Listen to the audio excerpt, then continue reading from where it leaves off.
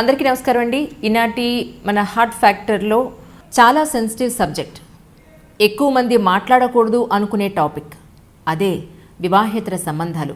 ఇది తప్పో రైటో అని తేల్చడం కాదు, కష్టంగా ఉన్నా అర్థం చేసుకోవాల్సిన విషయం ఇది. పెళ్ళైన తర్వాత ఎలాంటి సంబంధమైనా అది వివాహేతర సంబంధంగా లెక్కగట్టి తప్పుగట్టి నిందించే వాళ్ళే ఎక్కువ. చివరకు మీడియా కూడా వివాహేతర సంబంధం అంటూ ముద్ర వేసిందంటే అదేదో బూతు అనుకునే వాళ్లే ఎక్కువ. ఇంతకుముందు గ్రీడెన్ అనే పోర్టల్ వివాహేతర సంబంధాల మీద ఒక సర్వే చేసింది. ఈ పోర్టల్లో 10 లక్షలకు పైగా మహిళలే సబ్స్క్రైబర్స్. ఈ సర్వే ప్రకారం వివాహేతర సంబంధాల్లో ఉన్నవాళ్లలో 48% మందికి పిల్లలున్నారు. లైంగికంగా అసంతృప్తే కారణంగా చెబుతున్నారు. అలాంటి సంబంధాలు బయటపడినప్పుడు మగాళ్ళకైతే ఒకలా, ఆడవాళ్లకైతే ఒకలా ట్రీట్ చేస్తూ ఉంటారు. ఉదాహరణకు, ఒక మహిళకు వేరే వ్యక్తితో రిలేషన్స్ ఉన్నాయనుకుందాం. అప్పుడు ఆ మహిళను బ్లాక్మెయిల్ చేయడం, ఫ్యామిలీ వాళ్ళు కొట్టడం, విడాకులు ఇవ్వడం చేస్తున్నారు. చాలా జంటలు విడిపోతున్నారు. కోర్టులో పిల్లలను తల్లికి ఇవ్వకుండా అడ్డుకోవాలని చూస్తున్నారు. పిల్లలకు దూరం అవుతామన్న భయంతోనే చాలామంది కష్టం ఉన్నా లేకపోయినా పెళ్లిళ్ళకే కట్టుబడి ఉంటున్నారన్నది సైకాలజీల మాట. అదే మగవాళ్ళైతే ఏదో తప్పు జరిగింది, ఇకపై మారతామని చెప్పుకుంటూ పోతున్నారు. దీనికి పరిష్కారం ఏంటి? భాగస్వామి నుంచి ప్రేమ, సుఖం దొరకనప్పుడో ఎవరికీ చెప్పుకోలేక బాధపడడం, లేదంటే వేరే వ్యక్తి నుంచి వాటిని పొందాలనుకోవడం బదులు ధైర్యంగా తనకున్న సమస్యను పెద్దవాళ్లతో మాట్లాడటం, భాగస్వామితో చర్చించడం చేయాలని సైకాలజిస్టులు చెబుతున్నారు. మరి అప్పటికీ పరిస్థితి మారకపోతే? ప్రేమ, సుఖం, సంతోషం ఇవేమీ లేకపోయినా పెళ్లి చేసుకున్నాం కాబట్టి మన కర్మ ఇంతేనని సర్దుకుపోవాలా? సొసైటీ కోసం నవ్వుతూ కనిపించాలా? కాపురం అంటే బాధ్యతగానే భావించాలా? రొమాన్స్ లేదు, ప్రేమ లేనప్పుడు ఈ మ్యారేజ్కి అర్థమేంటి? ఇదే మన హార్ట్ ఫ్యాక్టర్. అంటే ఎక్స్ట్రా మ్యారిటల్ లైఫ్కి సంబంధించిన సబ్జెక్ట్ మీద ఈరోజు మనతో పాటు మాట్లాడడానికి యాక్టివిస్ట్ దేవి గారు, అలాగే అడ్వకేట్ సివిఎల్ నరసింహారావు గారు, అలాగే డాక్టర్ పద్మజ గారు మనతో పాటు ఉన్నారు. ముందైతే దేవి గారితో మొదలు పెట్టేద్దాం. దేవి గారు నమస్కారం అండి. ఈ మధ్య మనం ఎక్కువగా చూస్తున్నది కుటుంబ వ్యవహార విషయాల్లో ఈ వివాహేతర సంబంధాలు అనేది ప్రధాన సమస్యగా చూస్తున్నాం. ఇవి అసలు ఎందుకు ఇలా మొదలవుతుందని మీ ఉద్దేశ ప్రకారం అంటారు? అంటే మీరు మీ దగ్గరికి చాలా కేసెస్ వస్తూ ఉంటాయని చెప్పి నేను విన్నాను. మీ కౌన్సిలింగ్స్లో ఎలాంటి కేసులను ఎక్కువ చూస్తున్నారు మీరు? అంటే దాదాపుగా 50% violence, 50% violence due to extra marital affair. అంటే వివాహేతర సంబంధాల నుంచి వచ్చే సమస్యల నుంచి వస్తూ ఉంటాయి. ఆల్మోస్ట్ ఈ సంఖ్య బాగా పెరిగింది. పాస్ట్ 10-15 ఇయర్స్లో బాగా పెరిగింది. సాధారణంగా ఎక్కువ భాగం ఏంటంటే పురుషులు వేరే వాళ్ళతో ఉంటున్నారు, వాళ్ళని వదలటానికి సిద్ధపడలేదు. సో మాకు ఆమెను వదిలేలా చేయండి అనేవి ఒక భాగం. రెండోది, పురుషులు మాతో ఉండడం లేదు, వెళ్ళిపోయి అక్కడ ఉంటున్నారు, ఇది తప్పు కదా, ఏం చేయాలి, ఇది ఒక సమస్య. మూడోది, ఇక్కడే ఉంటున్నారు కానీ మాకు సంబంధించి పోషణ చూడడం లేదు అనేది ఒక సమస్య. వీటిలో మెయిన్గా 2-3 అంశాలు ఉంటాయి. ఒకటి ఏమిటి అంటే, స్త్రీ పురుషులు ఇద్దరూ ఒక వివాహ సంబంధంలో ఒక వాగ్దానం అనుకున్నప్పుడు ఆ వివాహం రిజిస్టర్ అయిందా, లేకపోతే కలిసి ఉంటున్నారా, లేకపోతే దండల పెళ్లి చేసుకున్నారా అనేది కాదు ప్రధానం. ఆ తంతేంటి అనేది కాదు ప్రధానం. వాళ్ళిద్దరూ ఒకరికొకళ్ళు చేసుకునే వాగ్దానం వివాహం అంటే. ఆ వాగ్దానం ఏంటి? నేను నీకు, నువ్వు నాకు కట్టుబడి ఉంటాము, మానసికంగా శారీరకంగా కూడా కదా. సో అట్లా లేనప్పుడు ఇట్లా కలిసి ఉండడం, జీవిత భాగస్వామ్యం అనేది అర్ధరహితమైన విషయం అవుతుంది. మరి ఎందుకని స్త్రీ పురుషులు వాళ్ళు వాగ్దానం చేసిన దానికి కట్టుబడి ఉండలేకపోతారు? మొదటిది ఏమవుతుందంటే, ఒక దశ దాటిన తర్వాత స్త్రీలు, పిల్లలు, సంసార బాధ్యతలు వచ్చిన తర్వాత వాళ్ళు సాంసారిక జీవితం పట్లే కాదు, వాళ్ళ శరీరాల పట్ల కూడా వాళ్ళకి పెద్దగా శ్రద్ధ ఉండదు. పిల్లలు, ఈ రకరకాల డ్యూటీస్ ఆడవాళ్ళకి. మీరు చూడండి, అసలు ఆడవాళ్ళు వాళ్ళ శరీరం పట్ల శ్రద్ధ తీసుకోవడం అనేది దాదాపు ఉండదు. వాళ్ళు పెళ్ళికి ముందు ఉండే అభిరుచులు అన్నీ మర్చిపోతారు. మర్చిపోయి ఈ కుటుంబానికి సంబంధించిన ఫార్మాలిటీసు, అత్తమామలు, లేకపోతే బంధువులు, ఫంక్షన్స్, పిల్లలు స్కూల్సు, ఉద్యోగం ఉంటే ఉద్యోగం, వీటన్నిటిలో పడి కొట్టుకుంటూ ఉంటారు. అంటే వాళ్ళకి సంబంధించి భర్త అనేది ఎక్కడో సెకండరీ పొజిషన్లోకి వచ్చేస్తారు. So husbands feel neglected. అది సాధారణంగా జరుగుతుంది. కానీ కొంచెం అవగాహన ఉంటే ఏమవుతుంది అంటే అర్థం చేసుకోవడం అన్న జరుగుతుంది. రెస్పాన్సిబిలిటీ షేర్ చేసుకోవడం ద్వారా వాళ్ళిద్దరూ కలిసి గడిపే కాలాన్ని పెంచుకోవడం ఉంటుంది. ఇది ఒకటి. తర్వాత ఇంకొకటి కూడా మనం అసలు వివాహ సంబంధాల్లో మనం శ్రద్ధ తీసుకుంది. స్త్రీ పురుషులు ఇద్దరూ సరే మనకి అరేంజ్డ్ మ్యారేజెస్ 95% కాబట్టి ఆ కొత్తగా పెళ్ళైనప్పుడు ఉండే కొత్త మోజానండి, లేకపోతే ఇదంతా కొంతకాలం శారీరక లైంగిక ఆకర్షణ నడుస్తుంది. కానీ ఇది కాకుండా వాళ్ళిద్దరినీ కలిపి ఉంచే ఒక ప్రేమానుబంధం ఏదైతే ఉందో అది ఈ అరేంజ్డ్ మ్యారేజెస్లో చాలా తక్కువగా ఏర్పడుతుంది. దీన్ని చలం అది అలవాటుగా ఉంటుంది, అలవాటునే ప్రేమ అనుకునే అపోహ మనకి చాలా ఉంది అంటాడు. సరే, ఏది ఏమనుకున్నా దాంట్లో ఉండేవాళ్ళు ఏ మ్యారేజ్ చేసినా మేము మనస్ఫూర్తిగా ప్రేమించుకుంటున్నాం అని అనుకుంటారు. సో అయితే జీవించడం అనేది ఒక కళ. పుట్టేసాంలే బతికేసాంలే అంటే కాదు. ఎందుకంటే మానవ సంబంధాలు కాంప్లెక్స్ అయిపోయినప్పుడు మనం దాన్ని ఎట్లా మేనేజ్ చేసుకోవాలనేది చాలా ఇంపార్టెంట్. నిందా చెప్పిన కారణాలతో పాటుగా ఈ లైంగిక ఆకర్షణని నిలిపి ఉంచడానికి అవసరమైనవి ఏం చేయాలి అనే దాని మీద మనకు అసలు మౌలికమైన చర్చ కానీ అవగాహన కానీ ఎక్కడైనా ఇవ్వాలి, ముఖ్యంగా ఆడవాళ్ళకి ఇవ్వాలని అనుకో.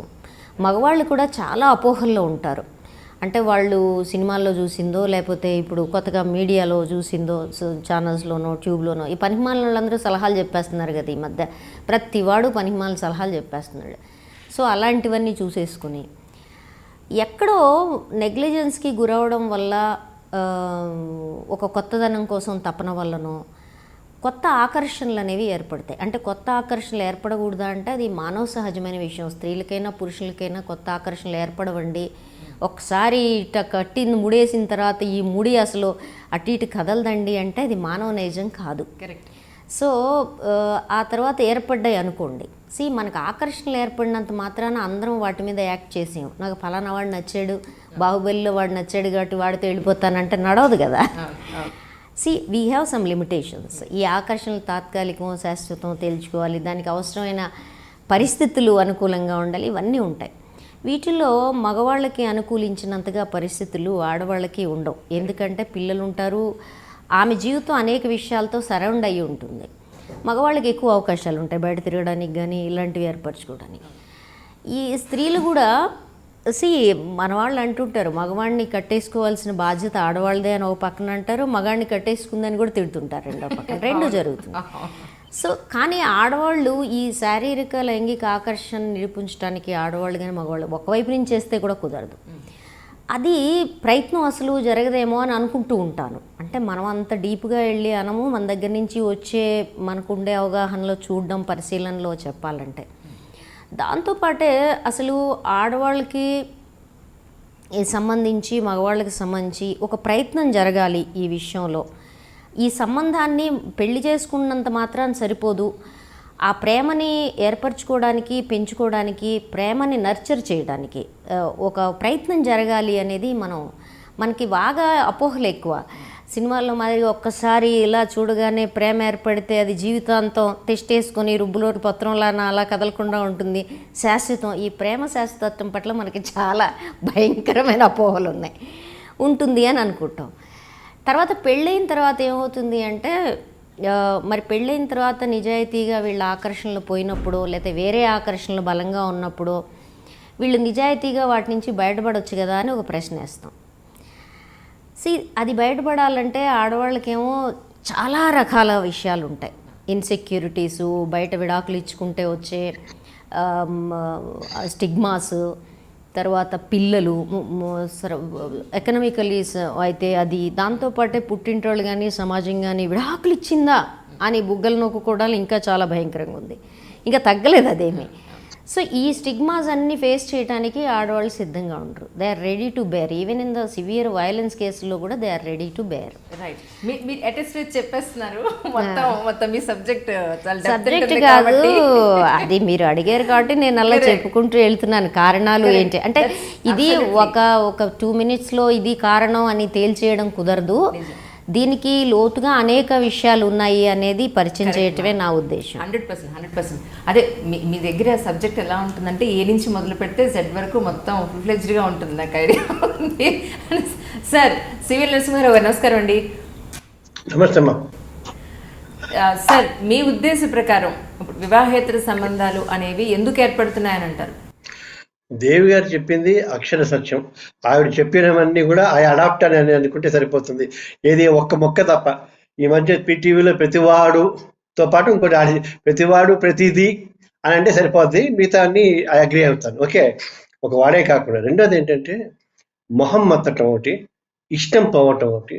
ఇంతకుముందు రోజుల్లో ఏంటంటే వీడు మొగుడు లేదా ఇది నా పెళ్ళం అనేసరికి జీవితాంతం 7 జన్మలకి కాకపోయినా కనీసం ఈ జన్మకైనా మనం కలిసి ఉండాలన్న ఒక బలమైన ఒక ఆ నమ్మకం, ఆ భావన, లేదా ఆ ఇన్స్టిట్యూషన్ పట్ల ఉన్న ఆ భక్తి అనుకోండి, what ever you call it. దానివల్ల ఇది నా లైఫ్, ఇది మంచైనా చెడైనా సర్దుకుపోదానండి అన్నట్టుగా వెళ్ళిపోవాలని. ఇప్పుడు ఇక్కడ నుంచి ఆ కాన్సెప్ట్ మెల్లగా మిస్ అయిపోయి ఎందుకు వై అన్న పాయింట్ వచ్చేసింది. దానికి తోడు thanks to the media and courts, ముఖ్యంగా లివ్ ఇన్ రిలేషన్షిప్స్ అంటారు. ఆ లివ్ ఇన్ రిలేషన్షిప్ కి సంబంధించి ఇంకో గంట సేపు మనం మాట్లాడినా పోదు. ఎందుకంటే that is not a crime అంటారు. అంటే పెళ్ళైన వాడు కానీ పెళ్ళైన అమ్మాయి కానీ ఎవరైనా కానీ స్త్రీ పురుషుల్లో వెళ్ళినా అది గ్రౌండ్ ఫర్ డివోర్స్ అంటున్నారు కానీ క్రైమ్ కాదంటున్నారు. మరి ఇన్ని చూస్తుంటే ఇందాక నేను అనుకున్నట్టుగా ఫస్ట్లోనే వివాహేతర సంబంధం అంటే సంబంధం, వివాహం ఉంది కనుక ఇతర సంబంధాలు. వివాహమే లేదనుకోండి, ఎన్ని సంబంధాలైనా పెట్టుకోవచ్చుగా, అసలు టెన్షనే లేదు మనకి. వివాహం అనే బంధం లేదా ఆ 3 ముళ్ళు అది కట్టాటకి ఏదో ఒక గేదెని కట్టేసినట్టుగా ఉన్నారు అని ఎన్ని రకాల భాష్యాలు చెప్పినా అంతేందుకు ఇప్పుడు మ్యారిటల్ రేప్ అనే కొత్త కాన్సెప్ట్ వచ్చింది. అసలు మ్యారిటల్ రేప్ ఫిజికల్ రిలేషన్షిప్ కి ఒక లైసెన్స్ ఇచ్చి 100 మంది 1000 మంది కలిసి ఎస్ మీ ఇద్దరు ఇక్కడి నుంచి ఫిజికల్ రిలేషన్షిప్ కి ఉన్న ఇష్టం ఉన్నా లేకపోయినా వెళ్ళిపోవచ్చు అనేదే కదా పెళ్లి తంతు. ఒక విధంగా అట్లా భాష్యం చెప్పుకోవాలంటే, కొంచెం క్రూడ్గా చెప్పుకోవాలంటే. కారణం ఏదైనా కూడా, ఎందుకంటే అందులో ఉండాలా, ఆ చట్టంలో ఇరుక్కోవాలా లేదా అన్నది మెయిన్ $1 million క్వశ్చన్. ఇప్పుడు రోజులన్నీ మారుతున్నాయేమో. కనీసం 10-15 ఏళ్ల దాకా ఉండేదే నేను ఎవరిని చెప్తే వాడిని చేసుకోవాలని. అక్కడి నుంచి బయటపడే ప్రాసెస్లో ఆడపిల్లలు కానీ మగపిల్లలు కానీ అమ్మా నాన్నల కోసం కానీ భయపడి కానీ ఇష్టం లేక కానీ నా కాళ్ళ మీద నేను నిలబడలేననే బెంగతోటి కానీ ఒప్పేసుకున్న తర్వాత చాలా కేసులలో ఐ థింక్ దేవి గారికి కూడా తెలుసు, మ్యారేజ్ కన్సమేటే కాలేదు అన్న ఇష్యూస్. అందులో అమ్మాయిలు అబ్బాయిలు అంటే నాకు తెలిసినంత వరకు 51-49% ఉండట్లా, 50-50% ఉంటుంది. నిన్న కాక మొన్న ఎంగేజ్మెంట్ చేసుకున్న తర్వాత ఒక అమ్మాయి వెళ్ళిపోయి ఆర్య సమాజ్ చేసుకున్నా. అయ్యో, ఎంగేజ్మెంట్ కంటే ముందు వేసుకోవచ్చు కదా అన్నది నా క్వశ్చన్. ఇప్పుడు పరాయి ఆడపిల్ల మొదలో కానీ పరాయి ప్రియుడి మొదలో కానీ పడి మొగుడిని చంపేయటం, పిల్లల్ని చంపేయటం, లేకపోతే భార్యని చంపేయటం, పిల్లలతో చచ్చిపోవటం, ఇంత దారుణమైన హీనియస్ క్రైమ్స్ కి ఈ వివాహ వ్యవస్థ దారి తీస్తుంది అని అనుకుంటే అసలు వివాహం అనేది ఉండకపోతేనే బెటర్. అందుకే మీకు గుర్తుందో లేదో 15-20 ఏళ్ల క్రితమే మేము choose happy marriage or easy divorce అన్నాం. ఈజీ డివోర్స్ అన్నందుకు చాలా మంది మీ మీద పడ్డారు. అమ్మ నేను ఇంత అక్షరాల్లో హ్యాపీ మ్యారేజ్ అన్నాను, మీకు అవి కనబడాల, ఇంత అక్షరాల్లో చూజ్ ఈజీ డివోర్స్ అంటే కనబడింది అని. ఇప్పుడు అదే కదా జరుగుతుంది. ఇప్పుడు Section 9 అని నా మొగుడు నాకు కావాలి లేదా నా భార్య నాకు కావాలని రెస్టిట్యూషన్ ఆఫ్ కాంజుగల్ రైట్స్ ఉంటుంది. అసలు అది చెల్లదు. బలవంతంగా కాపురం చేయిస్తావా, గదిలోకి పంపిస్తావా అన్న పాయింట్లు ఉంటుంది. ఒకటే, ఈ అబ్బాయి నీకు నచ్చాడా, ఈ అమ్మాయి నీకు నచ్చిందా, మీరు జీవితాంతం హాయిగా ఉండగలుగుతారా, ఒక 4 రోజుల పాటు గంట మాట్లాడుకోండి. ఇది ఇందాక ఆవిడ చెప్పినట్టుగా ఒక కాంట్రాక్ట్ ఖచ్చితంగా మనము బాండ్స్ రాసుకుంటాం. 3 ఏళ్ళు 5 ఏళ్ళు మనకి ఆఫీస్లో పని చేయాలని చెప్పేసి. అందులో ఉన్నప్పుడు సిమిలర్ ఉద్యోగాలు చేయకూడదు అంటాం. అంటే ఈ ఉద్యోగానికి ఈ ఎస్టాబ్లిష్మెంట్ కి ఇబ్బంది కలిగే వేరే జాబ్ చేయకూడదని కూడా రాస్తాం. అటువంటిప్పుడు ఈ మనిషితో ఉన్నప్పుడు అమ్మాయి కానీ అబ్బాయి కానీ వేరే వాళ్ళతో ఉండకూడదు అని కదా, అది కదా దాని ఉద్దేశం. ఒకవేళ కుదరదు అనుకున్నప్పుడు అమ్మ నాకు కావట్లేదు, ఇట్స్ నాట్, నాకు వర్కౌట్ కావట్లేదని చాలా స్మూత్ గా మనం విడిపోవడానికి కూడా అవకాశం ఉంది. అందుకే మేబీ ఆవిడ అన్నట్టుగా అంటాం ప్రీ మ్యారిటల్ కౌన్సిలింగ్ అంటారు. పెళ్లి అనగా ఇది, నువ్వు అమ్మాయినే చేసుకోవట్లేదు, ఆ అమ్మాయి తల్లిదండ్రుల్ని, పుట్టిన ఊరిని, స్నేహితుల్ని వదిలేసి నీ ఇంటికి వస్తుంది. ఒక్కసారి మగవాడిని ఒక 2 రోజులు పెళ్లి కాగానే వాళ్ళ ఇంట్లో ఉండమని చెప్పండి, మగవాడు ఆ బెడ్రూమ్ నుంచి బయటికి రాడు, వస్తుంది భయం. ఈ అమ్మాయి ఏమో పెళ్ళైన నెక్స్ట్ డే నుంచి పాప ఇల్లంతా సర్దుకుంటూ వెళ్ళాలి. మరి ఇటువంటి పరిస్థితులు 2 ఉన్నాయి కదా. ఇప్పుడు అన్ని వదిలేసిన తర్వాత ఒకళ్ళకొకళ్ళని ఆ ఇష్టం అనేది పోయిన మరుక్షణం, లేదా పోతోంది అని మరుక్షణం, ఇప్పుడు మాకు మ్యూచువల్ కన్సెంట్ డైవోర్స్ కింద విడాకులు వేసినా కూడా ఒక 6 నెలలు టైం ఇస్తారు, మళ్ళీ ఆలోచించుకోండి అని. ఈ ఆలోచించుకుంటే ఒక 6 నెలలు ఆలోచించుకుందాం, మన ఇద్దరం జీవితాంతం కలిసి ఉంటామా, ఇంకా ముందు కలిసి ఉంటామా లేదా, కలిసి ఉండే పరిస్థితి లేదు అనుకున్నప్పుడు విడిపోదాం. నాకు ఆ అబ్బాయితో ఇష్టం ఉంది, ఆ అమ్మాయి అంటే ఇష్టం ఏర్పడింది, లెట్ us పార్ట్ విత్ అని అంతే గ్రేషియస్ గా ఎందుకు మనం విడిపోవట్లేదు? ఎందుకంటే ఈ ఆకర్షణ అనేది వాళ్ళు ఏదో సామాన్ చెప్తారా, తామెచ్చింది రంభ తా మునిగింది గంగ అన్నట్టుగా వేరే ఏది కనబడదు. వాళ్ళు అమ్మా నాన్నలు ఒప్పుకోరనే భయంతో ప్రేయసి ప్రియులు ఊరేసుకుని చచ్చిపోవటాలు, రైళ్ల కింద పడిపోవటాలు, నువ్వు లేకపోతే నేను ఉండలేనని అంటాను. ఇంత బలమైన ఆకర్షణ ఉన్నప్పుడు మన జీవితం మీద మనకి ఎందుకు అవగాహన ఉండట్లేదు? ముఖ్యంగా పెళ్ళయిన తర్వాత 2 ఏళ్ల పాటు పిల్లల్ని కనకుండా ఈ లోపల వర్కౌట్ అయ్యి అంటే ఇప్పుడు మన పిల్లల్ని కనొచ్చు, విడిపోం అని నిర్ణయించుకున్న తర్వాత, ఒకసారి పిల్లలు పుట్టిన తర్వాత వాళ్ళ సంబంధం లేకుండా పిల్లలు భూమి మీద వచ్చారు కాబట్టి విడాకులు అన్నవి, పిల్లలు పుడితే విడాకులు క్యాన్సిల్ అనే ఒక చిన్న అమెండ్మెంట్ వచ్చింది అనుకోండి, అద్భుతంగా ఉంటుంది. సరే, ఎన్ని అమెండ్మెంట్లు వచ్చినా, ఈ dowry prohibition act, domestic violence యాక్ట్లు ఎన్ని వచ్చినా కూడా అది అమలుకి నోచుకోకపోతే అంతే. సో ఇప్పుడు ఈ వివాహేతర సంబంధం అన్నది చాలా గమ్మత్తుగా ఉంటుంది. బహుశా నాకు తెలిసి అంజలి ఒక 4-5 ఏళ్లలో ఈ కాన్సెప్ట్ మిస్ అయిపోతుందేమో. ఎందుకంటే వివాహము ఒక తంతు, సంబంధం ఇంకొక తంతు. అందుకని సంబంధానికి వివాహానికి సంబంధం లేదని సుప్రీంకోర్టు వాళ్ళు చెప్పారు, లివ్ ఇన్ రిలేషన్షిప్ తోటి. అందుకని అసలు ఈ ఆలోచన ఎప్పుడు నాలాంటి వాడు అంటే ఆవిడ దేవి గారు తిడతారు, అసలు ఈ టాపిక్ ఎవరు పెట్టమన్నారు మిమ్మల్ని? వివాహేతర సంబంధం అదే పెద్ద ఇష్యూనా? సో వాటి ఉంటే ఉంటాడు, పోతాడు. ఇంకోటి 80% ఇష్యూస్ వివాహేతర సంబంధాలు బట్ మొగుడికి కానీ ఇటు పెళ్ళానికి కానీ జరగకుండానే నడుస్తున్నాయి, ఇప్పటికీ నడుస్తున్నాయి. వాళ్ళు హాయిగా మొగుడు పెళ్ళాలు చాలా ఆదర్శ జంటలాగా పార్టీలు గడుతూ ఉంటారు. ఇంకో పాయింట్ ఉంది, ఆఫీస్ స్పౌస్ అంటారు. పొద్దున 10 నుంచి సాయంత్రం 5 దాకా అబ్బాయి కానీ అమ్మాయి కానీ కలిస్తూ గడిపే సమయం ఎక్కువ లైఫ్ పార్ట్నర్ కంటే అని. ఇన్ని రకాల సోకాల్డ్ విషయాల మధ్య మనం ఉన్నప్పుడు ఆ మనిషి మనల్ని కట్టి పడేస్తాడు అన్న ఫీలింగ్ ఎక్కడ ఉంటుంది? పవన్ కళ్యాణ్ చిరంజీవి కోసం టికెట్ల కోసం మనం ప్రాణాలు చించేసుకుంటాం, కానీ కట్టుకున్న పెళ్ళాం కోసమో లేకపోతే కట్టుకున్న మొగుడి కోసమో అందులో 1000వ వంతు మనం ఇవ్వలేకపోవటం అనేది దౌర్భాగ్యం. అందుకే హోల్డింగ్ కెపాసిటీ అంటారు. మన లైఫ్ పార్ట్నర్ ని మనం ఎంతకాలం మనతో పాటు హోల్డింగ్ అంటే బెంగెట్టుకుని లేదా గిరి గీసుకుని భయపెట్టి బెదిరించి ఫోర్స్ చేసి కాకుండా ఇష్టంగా నాకు ఈ అమ్మాయితో కాసేపు ఉండాలి, లేకపోతే నాకు ఈ అబ్బాయితో ఇంకాసేపు ఉండాలి, అయ్యో అప్పుడే వెళ్ళిపోతున్నారా అనేలాగా ఉంటే అద్భుతంగా ఉంటుంది. అందుకోసమే వివాహ వ్యవస్థని అద్భుతమైన ఇష్యూ పెట్టారు. సరే, అన్ని రకరకాలుగా ఉంటున్నాయి. ఆ వివాహాలు సరిగ్గా జరుగుతున్నాయా, నీకు ఇష్టమా అని అడుగుతున్నారా?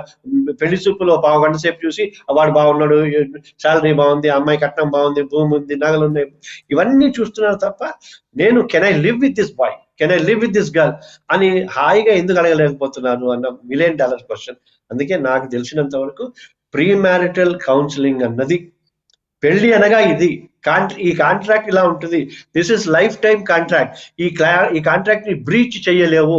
విడాకులని కోర్టులో కాన్సెప్ట్ ఉన్నా నువ్వు ముందే కనుక్కో పర్ఫెక్ట్ గా అన్ని, నాకు జీతం ఉంటుందా, ఫ్యూచర్ ఉంటుందా, వీడు బాగుంటాడా, వీడికి బట్టతల రాదా, రేపు పొద్దున జుట్టు ఊడిపోదా, లేదా ఇంత పెద్ద బొర్ర వేసుకోడా, అలాగే అమ్మాయి పొద్దున్న లేచి నేను పెళ్లి చూపులో ఉన్నట్టు కాకుండా పొద్దున్న లేవని అదేదో మల్లాది వెంకటకృష్ణమూర్తి ఎవరో కథ రాశాను, పొద్దున్నే ఆ నైటీ తోటో పాచిమోహన్ తోటో ఉంటే అమ్మో ఇటువంటి అమ్మాయినా నేను చేసుకున్నాను బెంగెట్టుకుని విడాకుల కోసం వెళ్ళిపోకుండా, ఇవేమీ లేకుండా మనిషిని మనిషిగా ప్రేమించే ఉన్నంత వరకు ప్రాబ్లం లేదు. ఒకవేళ వివాహేతర సంబంధం ఉంది అనుకుంటే అదే కారణం, సారీ యార్ నువ్వు నాకు నచ్చట్లా, మీరు నాకు నచ్చట్లా, మనం let us part with like friends. పిల్లలు ఉంటే వాళ్ళని ఒకడు నువ్వు ఒకడు నేను, ఒకడే ఉంటే 3 రోజులు నువ్వు 4 రోజులు నేను, అది హాయిగా ఉంటే ఎంత బాగుంటుందో. That is my opinion. Doctor Padmaji గారు నమస్కారం అండి. మీరు ఎంతోమంది కౌన్సిలింగ్ ఇచ్చుంటారు. యాక్చువల్లీ ఈ వివాహేతర సంబంధాల్లో మరి ఎలాంటి కేసులను చూస్తున్నారు, అసలు ఎందుకు వస్తుంది అని అంటున్నారు? ఒకసారి వివాహేతర సంబంధాలు ఏర్పడ్డ తర్వాత అసలు భార్యాభర్తలు ఇద్దరూ కలిసి ఉండే అవకాశం ఉందంటారా మీ ఉద్దేశ ప్రకారం? చాలా సెన్సిటివ్ టాపిక్ తీసుకున్నారమ్మా. సార్ ఇప్పటిదాకా చెప్పినట్టుగా అసలు ఈ టాపిక్ తీసుకోవడం అనేది ముందు చాలా సాహసం మీరు. మొట్టమొదటిది ఎందుకంటే మీరు నేను ఎవరు కూడా అప్రిషియేట్ చేయండి. తర్వాత సోషల్ డిజైరబిలిటీ లెక్కను చూస్తే పాటించే వాళ్ళు కూడా తప్పనే చెప్తారు. మీకు ఎవరు కూడా ఇది ఒప్పండి అని అనేవాళ్ళు చాలా తక్కువ మంది ఉంటారు నిజాయితీగా చెప్పాలంటే. ఎందుకంటే ఆ టాపిక్ అట్లాంటిది, అది సెన్సిటివ్. తర్వాత సోషల్ డిజైరబిలిటీ కాంపోనెంట్ చాలా ఎక్కువ ఉంటుంది కాబట్టి అందరూ మీకు దానికి వ్యతిరేకమనే చెప్తారు. ఇకపోతే కేసెస్ అంటారా, మీకు తెలుసు నేను టీచింగ్ లైన్లో ఉన్నాను. మామూలుగా నాకు వచ్చేవి ఎక్కువ భాగం ఫోన్లలో మాట్లాడేవి వస్తాయి. మనం మొట్టమొదటగా ఇందాక దేవి గారు చెప్పారు ప్రీ మ్యారిటల్ కౌన్సిలింగ్ అని, తర్వాత సార్ చెప్పారు ఇప్పుడు మానవ సంబంధాల గురించి, మనిషికి మనిషికి ఉండాల్సినటువంటి అనుబంధాన్ని బంధాన్ని గురించి. అసలు ఏ రిలేషన్షిప్ అయినా దానికి బేసిస్ ఏంటి? ట్రస్టే కదా. ఏ రిలేషన్షిప్ అయినా, అది ఫ్రెండ్షిప్ కానివ్వండి, ఒక కుటుంబ బాంధవ్యాలు కానివ్వండి, భార్యాభర్తల రిలేషన్షిప్ కానీ, తల్లిదండ్రుల పిల్లల మధ్య రిలేషన్షిప్ కానీ, దేనికైనా బేసిక్ ఫౌండేషన్ అసలు ట్రస్ట్. ఇప్పుడు మీరు చెప్తున్న మాట ఆ ట్రస్ట్నే దెబ్బకొడుతుంది కదా. ఎప్పుడైతే మనుషుల మధ్య విశ్వాసం, నమ్మకం, ఒకళ్ళ మీద పరస్పర విలువ, నమ్మకం, గౌరవం ఉండవో అట్లాంటప్పుడు అది ఆ ఫౌండేషనే వీక్ అయిపోయినట్టు కదా. ఇక ఆ తర్వాత అవసరం కొద్దీ కలిసి గడపడం అంటే, ఉదాహరణకి ఒక ఫైనాన్షియల్గా స్టేబుల్గా లేని స్త్రీ ఒకటి ఉంటుంది. భర్త ఎంత వివాహేతర సంబంధాలు పెట్టుకున్నాడన్నా ఆమెకి ఎంత అసహ్యంగా, చీదరగా, జుగుప్సగా ఉన్నా కానీ కేవలం పిల్లల కోసం అని చెప్పి ఉండాల్సి వస్తుంది అని చెప్తుంది. అలాగే భార్య విషయంలో కూడా అవి కూడా అన్కామన్ ఏమీ కాదు. మరీ సర్వసాధారణం కాకపోయినా అవి కూడా అసాధారణం అని కూడా నేను చెప్పను. భార్య ఇంకెవరితోనో సంబంధం పెట్టుకుంది అని తెలిసినా కానీ ఏదో మళ్ళీ అతను కూడా ఆ పిల్లల కోసమనో లేదా భవిష్యత్తు కోసమనో మరొక అవసరాల కోసం, అది ఏమవుతుందంటే ఆ రిలేషన్షిప్ మనిషికి మనిషికి ఉండే ట్రస్ట్ అనేటువంటి ఫౌండేషన్ వీకెన్ అయిపోయిన తర్వాత అవసరం కొద్దీ కలిసి గడపడము, ఒక కప్పు కింద, ఒక రూఫ్ కింద కలిసి గడపడము అవుతుందే తప్పితే అందులో ఇక అనుబంధం అన్న ప్రశ్న పెద్దగా ఉండదు. కేవలం దే ఆర్ టుగెదర్, కోహాబిటింగ్, ఇంకా కలిసి బతుకుతున్నారు అనేది అవుతుంది. సర్వసాధారణంగా అట్లా ఉంటుంది. అట్లీస్ట్ ఒకళ్ళు అందులో యాగనీకి గురవుతారు ఖచ్చితంగా. అంటే ఆ ఇద్దరిలో ఎవరో ఒకళ్ళు, ఎవరైతే వివాహేతర సంబంధం పెట్టుకున్నారో వాళ్ళ ఆలోచనలు వాళ్ళకు ఉండొచ్చు.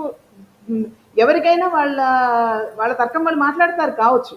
కానీ ఎవరైతే ఆపోజిట్ పార్టీ ఎవరైతే ఉంటారో వాళ్ళకి, నేను లీగల్గా మాట్లాడేదమ్మా, నేను మానవ సంబంధాల దృష్టితోటి మాట్లాడుతున్నాను. నేను అవతల వాళ్ళలో యాగనీ ఉంటుంది, ఆవేదన ఉంటుంది, మోసపోయామన్న బాధ ఉంటుంది, అదొక ఎందుకు వీళ్ళతో కలిసి బతకాలన్నటువంటి ఆక్రోశం ఉంటుంది. కానీ ఎన్నో సర్దుబాట్లు చేసుకుంటారు. అసలు ఇవన్నీ ఎందుకు వస్తాయి? ఇందాక ఒక మౌలికమైనటువంటి ప్రశ్న ఒకటి అడిగారు సార్, అసలు ఎందుకు జరగాలి? పెళ్ళి అనేది జరగబట్టి కదా ఇవన్నీ జరుగుతున్నాయి. అలాంటప్పుడు పెళ్ళే చేసుకోకుండా ఉంటే పోతుందిగా అని అన్నప్పుడు, మనం ఇన్స్టిట్యూషన్ ఆఫ్ మ్యారేజ్ని మనం ఇప్పుడు మన సంస్కృతిలో అంతర్భాగంగా, అది irrespective of the caste, creed, religion మనం మాట్లాడుతుంటాం కాబట్టి it's integral part of the culture. కాబట్టి ఇప్పుడు మనం దాన్ని పెద్దగా మార్చలేము. కానీ యువత దానికి కొంత వాళ్ళంతటా వాళ్ళే మార్చుకుంటున్నారు. లైక్ కోహాబిటేషన్, లివ్ ఇన్ రిలేషన్షిప్స్, తర్వాత ఓరియంటేషన్స్ గురించి వాళ్ళలో స్పష్టత ఉంటుంది. ఇక మార్పుని ఎవరూ ఆపలేం. కానీ అంత మార్పులో కూడా ఇప్పుడు ఈ మనం కలిసి బతుకుదాము అని నిర్ణయాలు తీసుకున్న జంటల్లో కూడా వాళ్ళలో ఒకళ్ళు మళ్ళీ ఇలా వేరే సంబంధం పెట్టుకున్నప్పుడు, అంటే ఆ ఇద్దరి మధ్య ఉన్న అనుబంధం అలాగే కొనసాగుతుంది. అనుబంధం అనే మాట నేను ఉపయోగించవచ్చో లేదు, ఆ రిలేషన్షిప్ అలాగే కొనసాగుతూ ఉండగా మరొకరితో సంబంధం పెట్టినప్పుడు వాళ్ళకైనా అక్కడ వివాహం అన్న పేరు లేకపోయినా, quote and quote, even if they are not married couple, if they are cohabiting couple, still వాళ్ళ మధ్యలో కూడా ఆవేదన ఉంటుందమ్మా. వాళ్ళల్లో కూడా సైకలాజికల్ ఎఫెక్ట్ ఉంటుంది. వాళ్ళకి కూడా ఈ రిపర్కషన్స్ తగులుతాయి. వాళ్ళకి ఈ మంట తగులుతుంది. ఈ బాధ అనే మంట ఏదైతే ఉందో అది వాళ్ళని కూడా ఇబ్బంది పెడుతుంది. ఖచ్చితంగా ఇట్ విల్ బి పెయిన్ఫుల్. కాబట్టి ఒక మనిషి నమ్మకాన్ని దెబ్బతీయడం అనేది, అది వివాహం జరిగినా జరగకపోయినా, చివరికి ప్రేమికుల మధ్య కూడా ఎందుకమ్మా విడిపోతారు? ఎన్నో ఏళ్ళు ప్రేమించుకున్న వాళ్ళు కూడా ఎందుకు విడిపోతారు? This is one of the reasons. అంటే అక్కడ లాయల్టీ లేకపోవడం, విశ్వాసాన్ని నిలబెట్టుకోలేకపోవడం, కమిట్మెంట్ లేకపోవడం. ఇవన్నీ ఎప్పుడు వస్తాయి? మనిషికి అనుబంధాల మీద కానీ, గాఢత, విశ్వసనీయత యొక్క గాఢత మీద, పెద్దగా నమ్మకం లేనప్పుడు వస్తాయి. లేదు వాళ్ళు అవసరాల్ని ఈ మౌలికమైనటువంటి ఈ సూత్రాలు ఏవైతే మనం ఆచరణీయమైన కొన్ని సూత్రాలు ఏవైతే మనం నమ్మిన విలువలు అవి ఏవైతే ఉంటాయో వాటికి వాళ్ళ అవసరాల కొద్దీ కానీ వాళ్ళ కారణాల వల్ల కానీ వాళ్ళు వ్యతిరేకంగా వెళ్ళినప్పుడు వస్తాయి. సో రకరకాల సమస్యలు ఉన్నాయి. విడిపోలేక కలిసి బతికే వాళ్ళు ఉంటారు. విడిపోయే అవకాశం ఉన్నా కానీ పిల్లల భవిష్యత్తు ఫైనాన్షియల్గా మరొక రకంగానో ఎఫెక్ట్ అవుతుందని, తర్వాత వాళ్ళ భవిష్యత్తుకి ఆల్ సెడ్ అండ్ డన్ మీరు ఇందాక సార్ అన్నట్టు విడాకులు పిల్లలుంటే విడాకులు తీసుకోవడానికి వీల్లేదు అనే సూత్రం ఒకటి ఉందనుకోండి, వాళ్ళిద్దరూ ఎంత కొట్టుకున్నా వాళ్ళిద్దరికీ ఎన్ని కాన్ఫ్లిక్ట్స్ ఉన్నా కానీ ఆ పిల్లలు కనీసం ఫాదర్లెస్ అనో మదర్లెస్ అనో అన్న పేరు లేకుండా వాళ్ళు బతకగలుగుతారేమో. కానీ let me also be very clear about it, ఇంట్లో నిరంతరం సంఘర్షణల మధ్య బతికే పిల్లల కంటే కూడా వాళ్ళకి వాళ్ళు విడిపోయి ఆ తల్లిదండ్రులు విడిపోయి పిల్లల్ని కనీసం ప్రశాంతంగా బతకనివ్వగలిగితే అది కూడా మేలు చేసిన వాళ్ళే అవుతారు. ఆ రకంగా కూడా వాళ్ళు పిల్లలకి మేలు చేసిన వాళ్ళే అవుతారు. సో ఇందులో సఫరర్స్ ఏంటంటే either one of them, A and B మధ్యలో వన్ ఆఫ్ దెమ్ డెఫినెట్గా సఫర్ అవుతారు. పిల్లలు కూడా సఫర్ అయ్యే అవకాశం చాలా. ఒక రకంగా వీళ్ళల్లో కొంతమందికి అది ట్రామా అవుతుంది, తీవ్రమైన ఘాతం అవుతుంది. అది దాని తాలూకు సైకలాజికల్ ఎఫెక్ట్ మనం మాటల్లో ఊరికే పైన ఒక టిప్ ఆఫ్ ది ఐస్బర్గ్ లాగా మనం చెప్పే అవకాశం ఉండదు. అది చాలా తీవ్రంగా ఉంటుంది, లోతుగా ఉంటుంది ఆ గాయం. సో దానికంటే కూడా అసలు హెల్దీ మ్యారేజ్ గురించి చెప్తుంటాం కదా మనం, హెల్దీ మ్యారేజ్ గురించి మాట్లాడుకోవడం మంచిదేమో. హెల్దీ మ్యారేజ్కి మూల స్తంభాలు ఏంటి, ఏం చేస్తే హెల్దీ మ్యారేజ్ అవుతుంది, కనీసం ప్రయత్నాలు ఏం చేయొచ్చు అనేది అక్కడ ఇందాక దేవి గారు చెప్పినట్టు pre marital counselling is very important. ఈ రోజుల్లో మన కల్చర్లో అక్కర్లేదండి, అమ్మమ్మలు తాతయ్యలు చెప్తారు, అత్తలు మామలు చెప్తారు, ఇంట్లో పెద్దవాళ్ళు చెప్తారు. ఆ రోజులు పోయినాయి కదా. ఆ రోజులు ఇప్పుడు అంత స్నేహం లేదు కదా, అంత అనుబంధాలు లేవు కదా. ఇప్పుడు ఎవరికి వాళ్ళే నా ఆటానమీ ముఖ్యమని అనుకుంటున్న రోజులు. ఇందా చెప్పినట్టు మార్పు సహజం, దాన్ని మనం ఆపలేం. ప్రస్తుతం వర్తమాన పరిస్థితుల్లో ఈ మార్పు నిజం, అది వాస్తవం. అట్లాంటప్పుడు marital counselling, pre marital counselling, అంటే జరిగిపోయిన తర్వాత వేదనలకు గురయ్యే బదులు ముందే ఆలోచించుకొని ఇక్కడ కంపాటిబిలిటీకి ఎంతవరకు స్కోప్ ఉంది అనేది. ఇప్పుడు అరేంజ్ మ్యారేజెస్లో కనుక చెప్తామే, పెద్దవాళ్ళు అన్ని చాలా వరకు ఫ్యామిలీ వాళ్ళ బ్యాక్గ్రౌండ్లో అవన్నీ చెక్ చేస్తారు అని అనుకుంటారు కదా. అట్లాగే ప్రీ మ్యారిటల్ కౌన్సిలింగ్లో వీళ్ళిద్దరూ మాట్లాడుకోవచ్చు ఎంతవరకు నిజాయితీగా ఉంటాయి. అక్కడ కూడా నిజాయితీ ముఖ్యమేగా, అక్కడ కూడా నిజాయితీ ముఖ్యమే కదా. సో నిజాయితీగా మాట్లాడుకోగలిగితే. సో మామూలుగా ఏమవుతుందంటే కేవలం జంటలు విడిపోవడము అనేది కేవలం వివాహేతర సంబంధాల వల్లనే కాదు, ఆలోచనల స్థాయిలో కూడా కొన్ని ఉంటాయి. ఆచరణల స్థాయిలోనే కాదు, ఆలోచనల స్థాయిలోనూ కూడా కొన్ని ఉంటాయి. అవతలి వ్యక్తిని నమ్మకపోవడము. అలాగే కొన్నిసార్లు ఏమవుతుందంటే నిజంగా ఇంకెవరితోనో వ్యవహారం పెట్టుకున్నా పెట్టుకోకపోయినా భార్యని కానీ లేదా భర్తని కానీ కొన్ని సందర్భాల్లో మానసికంగా చాలా వేదనకు గురి చేయడం, కొన్ని అసభ్యకరమైనటువంటి మాటలు కానీ లేదా ప్రస్తావనలు కానీ చేసి వీళ్ళని తక్కువ చేసి ఇవన్నీ కూడా బాధకు గురి చేసేదన్నమాట. వీటి వల్ల ఏమవుతాయి అంటే సంఘర్షణలు వస్తాయి, కాన్ఫ్లిక్ట్స్ ఉంటాయి ఫ్యామిలీస్లో. తర్వాత ఈ కంపారిజన్స్ వస్తాయి, రకరకాల కంపారిజన్స్ ఉంటాయి. తర్వాత ఒకళ్ళంటే ఒకళ్ళకి చిన్న చూపు, చీదరింపు, ఒక రకమైన హేయమైన భావము, జుగుప్స ఇలాంటివి ఉంటాయి. ఇలాంటి సైకలాజికల్ స్టేట్ గనక వచ్చినప్పుడు అప్పుడు ఏమవుతుంది, అనుమానం అనండి, లేకపోతే అవతల వ్యక్తి ప్రవర్తన దానికి దోహదం చేసిందనండి, ఏమైనా కారణం కానివ్వండి, ఎప్పుడైతే భార్య భర్త మధ్య మూడో వ్యక్తి ఎవరైనా కానీ, అది ఎవరైనా, మరీ ముఖ్యంగా మీరు మీ టాపిక్ వివాహేతర సంబంధం కాబట్టి ఇంకో స్త్రీనో పురుషుడో ఆలోచన రూపంలో కానీ ఆచరణ రూపంలో కానీ మూడో వ్యక్తి వచ్చినప్పుడు అందులో ఎవరికైతే బాధ కలిగిందో, ఎవరైతే అవతల వ్యక్తిని వాళ్ళిద్దరి మధ్య సంఘర్షణలు తలెత్తినప్పుడు ఒకళ్ళు డిఫెన్సివ్ అయిపోయారనుకోండి. డిఫెన్సివ్ అయినప్పుడు అసలే నమ్మకం లేక ఇంకా దీన్ని మసిపూసి మారేడుకాయ చేస్తున్నారు అన్న ఆలోచన కలిగినప్పుడు అది ఆ ఘాతం ఏదైతే ఉందో అది తీవ్రతరం అవుతుంది, కానీ అది తగ్గేది లేదు. అలాంటప్పుడు ఓపెన్నెస్, ట్రాన్స్పరెన్సీ ఎక్కడొస్తుంది చెప్పండి, అసలు ప్రాబ్లం మొత్తం ఎక్కడొస్తుంది చెప్పండి. ఆల్ సెట్ ఏంటని ఇందాక వీళ్ళు నా ముందు మాట్లాడిన ఎక్స్పర్ట్స్ వక్తలిద్దరూ ప్రస్తావించినట్టుగా కమ్యూనికేషన్, సరైన కమ్యూనికేషన్, ఓపెన్ ట్రాన్స్పరెంట్ కమ్యూనికేషన్, పారదర్శకత, మానవ సంబంధాల్లో పారదర్శకత, నిజాయితీ, ఇలాంటివన్నీ విలువలన్నీ పక్కకి వెళ్ళిపోయినప్పుడు సమస్యలు వస్తాయి, సందేహాలు ఉంటాయి, సమస్యలు వస్తాయి. దానికి సరైన సమాధానం అవతల నుంచి రానప్పుడో, లేదా ఒకవేళ సమాధానం వచ్చినా వీళ్ళు నమ్మడానికి వినడానికి సంసిద్ధత లేనప్పుడు మెంటల్ సెట్ కూడా ఉంటుంది కదా. మన పర్సెప్షన్ని బట్టి ఉంటుంది, మన దృక్కోణాన్ని బట్టి కూడా ఉంటుంది. కొన్నిసార్లు అవతల వ్యక్తి సమాధానం చెప్పడానికి సంసిద్ధత చూపించినా వీళ్ళు వినకపోవడం, లేదు మేము సమాధానం చెప్పినా నువ్వు వినట్లేదు అని అవతల వ్యక్తి వీళ్ళని బులియింగ్ కదా, అది బులియింగ్ చేయడము, ఇలాంటివి జరగచ్చు.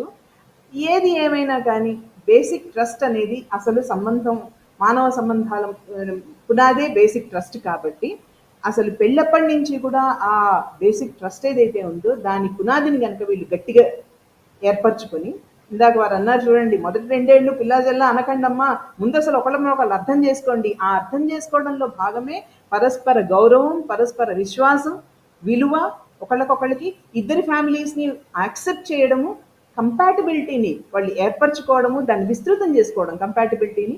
అఫ్ కోర్స్ దీనికి ప్రిసిడెన్స్, దీనికంటే ముందు జరగాల్సింది ఏంటంటే, ప్రీ రిక్విజైట్ ఏంటంటే మ్యారిటల్ కౌన్సిలింగ్.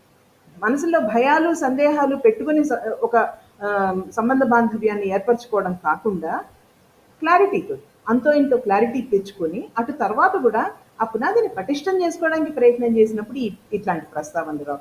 వీక్నెస్లు అంటారా, వీక్నెస్ లేని మనిషి ఎవరు ఉంటారు? అలాగని చెప్పి వీక్నెస్కి లొంగిపోతే ఇంకా మనం రేషనల్ హ్యూమన్ బీయింగ్స్ ఎట్లా అవుతాం? ప్రతి వీక్నెస్కి లొంగిపోయే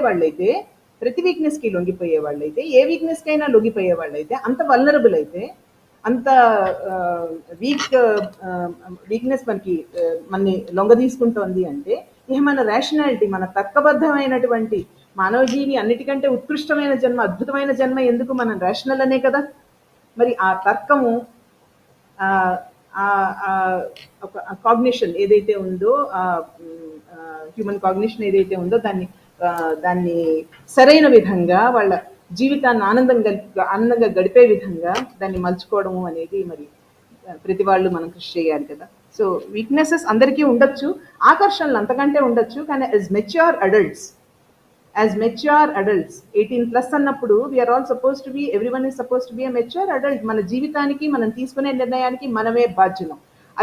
అది ఏ కర్మ అయినా సరే, అది ఏ యాక్షన్ అయినా సరే, మన కర్మలకి మనమే బాధ్యులం. ఎందుకంటే సంజ్ఞానాత్మకమైనటువంటి ఆ వివేకం ఏదైతే ఉందో మనకి, అది మనం ఉపయోగించుకుంటాం కదా, మనం తర్కాన్ని ఉపయోగించుకుంటాం కదా. ఇది ఎంతవరకు మనకు ఉపయోగపడుతుంది, మన దీనికి కాన్సిక్వెన్సెస్ ఏంటి, దీని అవుట్కమ్స్ ఏంటి, దీని పర్యవసానాలు ఎట్లా ఉంటాయి అనేది ఆలోచించగలిగే మహోన్నతమైనటువంటి మానవ జన్మ మనది. కాబట్టి మన యాక్షన్స్కి మనమే రెస్పాన్సిబుల్, కాబట్టి దాని కాన్సిక్వెన్సెస్కి కూడా మనమే రెస్పాన్సిబుల్ అనేది మనం తర్కబద్ధంగా ఆలోచించుకున్నప్పుడు, ఇది నాకు వీక్నెస్ అండి, ఒక వీక్నెస్కి లొంగిపోయానండి అని మనం అనుకుంటే దాని తాలూకు పర్యవసానాన్ని కూడా మరి వాళ్ళే అనుభవించాల్సి వస్తుంది, తప్పదు.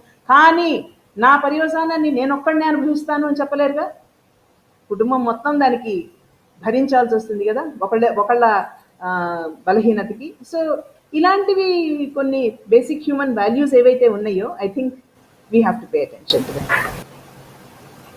ఒక్కసారి భార్య మీద భర్తకి కానీ, భర్త మీద భార్యకి కానీ వాళ్ళకి ఏదైనా వివాహేతర సంబంధం ఉంది అని అనుమానం వచ్చిన తర్వాత, వాళ్ళ మధ్య గొడవలు స్టార్ట్ అయిన తర్వాత, ఆ వాతావరణం ఇంట్లో ఏర్పడిన తర్వాత, అలాంటి కపుల్కి మీరు ఏం చెప్తారు? యాక్చువల్లీ మొదటి విషయం, అసలు అలాంటి అనుమానం ఏర్పడడం, అనుమానం కరెక్టా కాదా అనేది ఒక ప్రశ్న.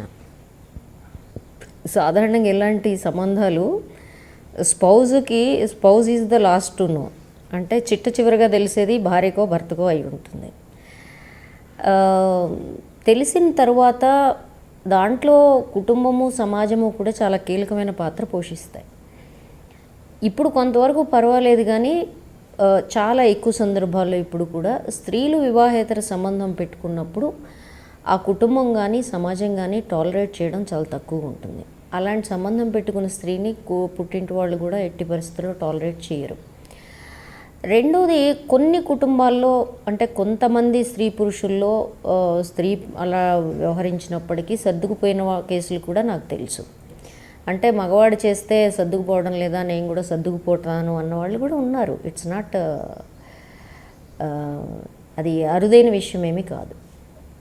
రెండవది, పురుషులు ఎక్కువగా పెట్టుకున్న ఈ సంబంధాల్లో అది కుటుంబంలోకి వచ్చిన తర్వాత, అది బయటకు వచ్చిన తర్వాత, మన మ్యారేజ్ లీగలైజేషన్ అనేది ఇప్పుడు ఒక స్త్రీ ఒక పురుషుడు కలిసి ఉండడంలో it's a social unit and also an economic unit.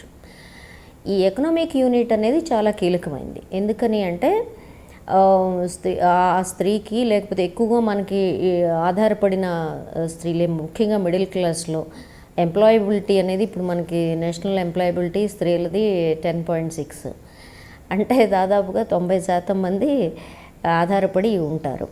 ఈ ఆధారపడటంలో ఆస్తులు లేకపోవడమా, ఇచ్చిన కట్నం వాళ్ళ పేరు మీద ఇవ్వడమా, ఇవి అనేక కారణాలు ఉంటాయి. వాటి జోలికి మనం ఎప్పుడన్నా మాట్లాడదాం. కానీ ఈ ఆధారపడటం ఉన్నప్పుడు ఏమవుతుందంటే ఫస్ట్ క్వశ్చన్, మాకు రావాల్సిన వనరులు అటు వెళ్తున్నాయి అనేదే ప్రధానమైన సమస్యగా ఉంటుంది.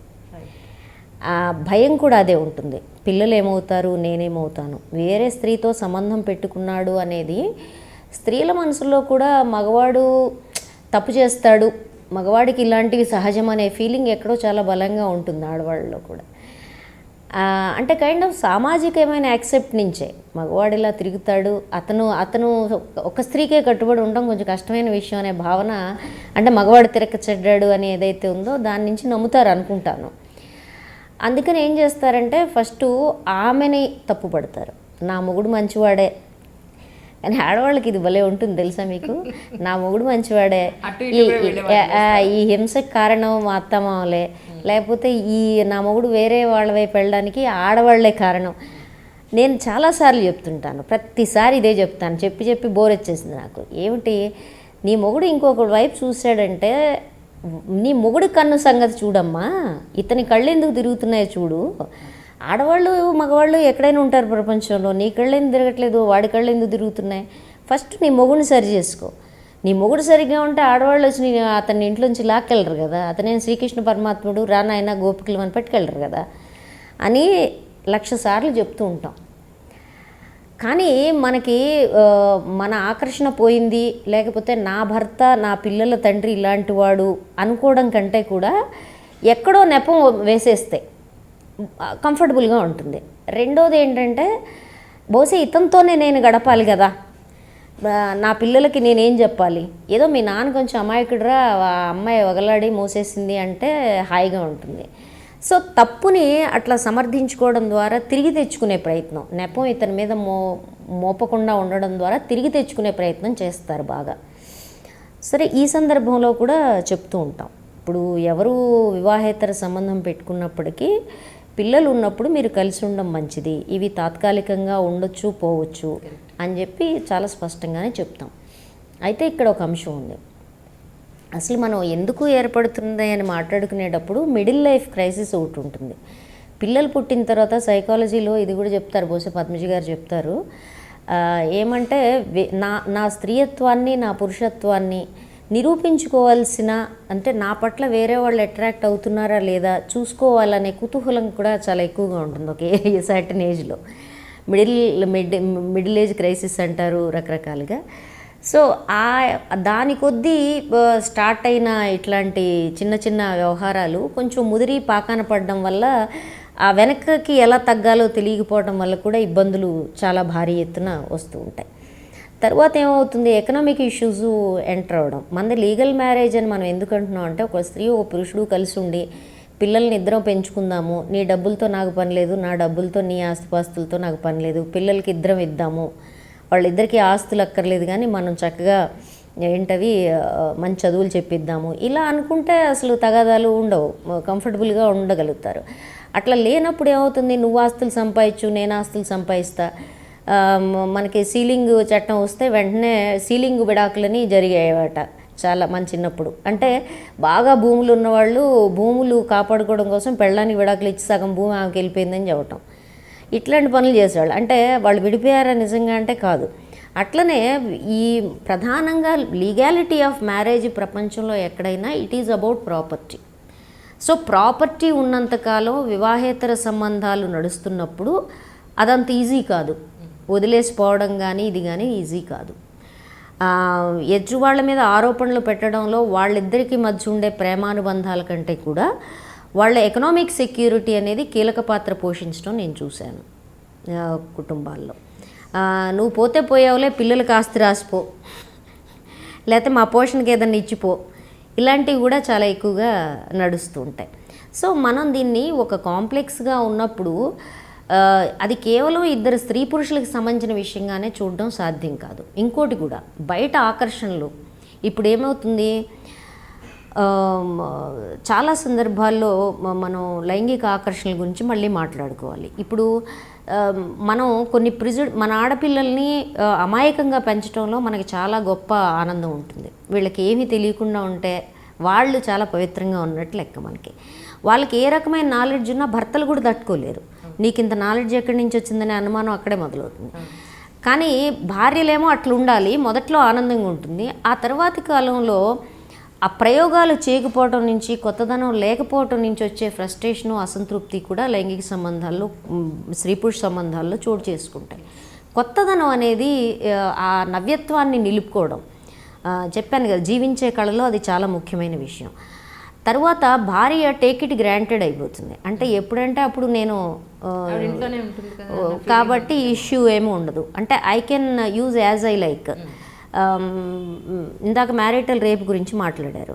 స్త్రీ తను పెళ్లి చేసుకుంటుంది అంటే దాని అర్థం ఎప్పుడు పడితే అప్పుడు నా ఇష్టం వచ్చినప్పుడల్లా, నీకు ఇష్టం లేకపోయినా, నీకు ఇబ్బందికరంగా ఉన్నా నేను ఏదైనా చేసుకోవచ్చు, బలవంతపు సంపర్కం చేయొచ్చు అనే భావన ఎక్కడి నుంచి వచ్చిందో నాకు తెలీదు. అది ఎట్లా లీగలైజ్ అవుతుందో కూడా నాకు తెలియదు. స్త్రీ పురుష సంబంధాలు ఒత్తిడి లేకుండా పరస్పర ఇష్టంతో కొనసాగడం అనేది ఒక ఆదర్శపరమైన విషయం. కనీసం అది లేకపోయినా హింస లేకుండా ఉండడం అనేది ఒక ఆదర్శం.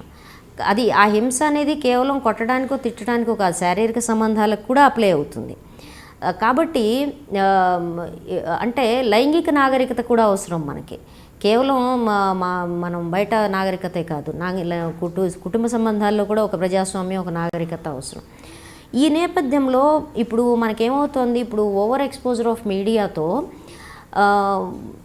అసలు ఈ శారీరక సంబంధాలు అనేవి అసలు అవే ఒక పెద్ద అద్భుతమైన విషయాలుగాను, ఒక అద్భుతం అంటే జీవితంలో అనుభవించడానికి అది మాత్రమే ఉన్నట్టుగాను, తాగడమో, సంబంధం పెట్టుకోవడమో, ఆ లైంగిక సంబంధాల్లో ప్రయోగాలు చేయడమో, కొత్త రుచులు ఆస్వాదించడమో, కోట్ అన్కోట్, ఇలాంటి విషయాలన్నీ చాలా విచ్చలవిడిగా మన మీద వెల్లువెత్తుతున్నాయి.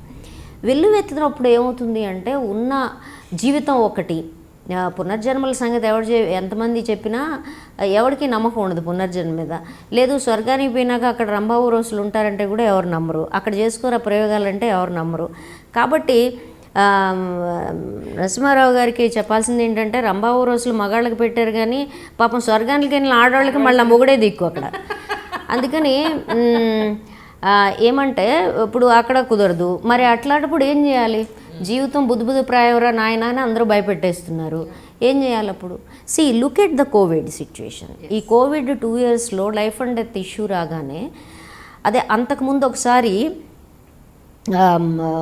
మనకి ట్విన్ టవర్స్ మీద దాడి జరిగిన తర్వాత ఈ 2 సందర్భాల్లో అమెరికన్స్ ఇంట్లో ఉండిపోయి they got in to regular sexual affairs. ఏమంటే అది one kind of taking out your frustration or reaction to that, or నీ మీద దాడి చేయొచ్చు అనే దాని నుంచి వచ్చిన ఒక అవుట్లెట్. రకరకాల కారణాలు విశ్లేషించారు, బట్ దట్ హ్యాపెండ్. అట్లనే ఇప్పుడు కోవిడ్ సిచ్యుయేషన్లో చూడండి, అన్వాంటెడ్ ప్రెగ్నెన్సీస్, విపరీతమైన సెక్షువల్ హెరాస్మెంట్, సరే డొమెస్టిక్ వైలెన్స్ పక్కన పెడదాం. వై డిడ్ ఇట్ హ్యాపెన్ అంటే, ఇళ్లల్లో ఫ్రీక్వెంట్గా ఉండడం ఒకటే కారణం కాదు, జీవితం పట్ల నీకుండే ఒక ఇన్సెక్యూరిటీ, బుద్బుదప్రాయం, దీన్ని ఎట్లాగొట్లా అనుభవించేయాలి. దీన్ని ఎట్లాగొట్లా అనుభవించేయడంలో స్త్రీ పురుష సంబంధాలు చాలా కీలకంగా ఉంటాయి. దానికి నువ్వు కుటుంబంలో ఎంత అనుమతిస్తున్నావు అనేది కూడా నేను గమనించింది మన కుటుంబాల్లో. మిడిల్ క్లాసు, డబుల్ బెడ్రూము చెప్పినప్పటికీ ప్రైవసీ లెవెల్ మన కుటుంబాల్లో ఎంత ఉంటుంది, that also plays a great role. Privacy ఎంత ఉంటుంది, ప్రైవసీ లేనప్పుడు ఏం చేస్తారు వీళ్ళు. తర్వాత మనం భార్యలు లేకపోతే భర్తలు కొన్ని ప్రిజుడీస్తో ఉన్నప్పుడు, ఎదుటి వాళ్ళ యొక్క సంతృప్తి గురించి వాళ్ళు కేర్ చేయనప్పుడు, అప్పుడు వీళ్ళు ఏం చేస్తారు, న్యాచురల్గానే they go for other kind of experiments. So నేను అంటుంది ఏంటంటే, అసలు వీటిని ఒకే ఘాటను కట్టేసి ఇలా జరుగుతుంది, ఇలా అయితే దీనికి పరిష్కారం ఉంటుంది అని చెప్పడం చాలా జనరలైజ్డ్గా ఉండే టెండెన్సీసు, ట్రెండ్స్ మనం మాట్లాడగలుగుతాం, ఇది కావచ్చు అని అనుకోగలుగుతాం. కానీ మనిషి బ్రెయినే సంక్లిష్టమైంది. మానవ సంబంధాలు ఆకర్షణలు మరింత సంక్లిష్టమైనవి. ఈ నేపథ్యంలో ప్రతి కేసు ఏదైతే ఉంటుందో ఆ కేసుని దాని యొక్క కాంక్రీట్ రియాలిటీలోనే, దాని యొక్క నిర్దిష్ట పరిస్థితుల్లోనే చూసి మనం అనలైజ్ చేసి మాట్లాడగలుగుతాం. ఆ మాట్లాడడంలో కూడా స్త్రీ పురుష సంబంధాలు వాళ్ళు వివాహేతరంగా పెట్టుకున్నా, వివాహంలో పెట్టుకున్నా, టు మై ఫీలింగ్ ఏంటంటే వాళ్ళు వీలైనంత వరకు అభిప్రాయ భేదాలు ఏర్పడ్డట్టుగానే టెంపరీగా వివిధ ఆకర్షణలు ఏర్పడవచ్చు. బట్ నీ భర్తతో నీకు అది ఎకనామిక్ కావచ్చు, సోషల్ కావచ్చు, లేదా పిల్లలు కావచ్చు, అటువంటి అవసరాలు ఉన్నప్పుడు తప్పనిసరిగా యూ బెటర్ కాంప్రమైజ్.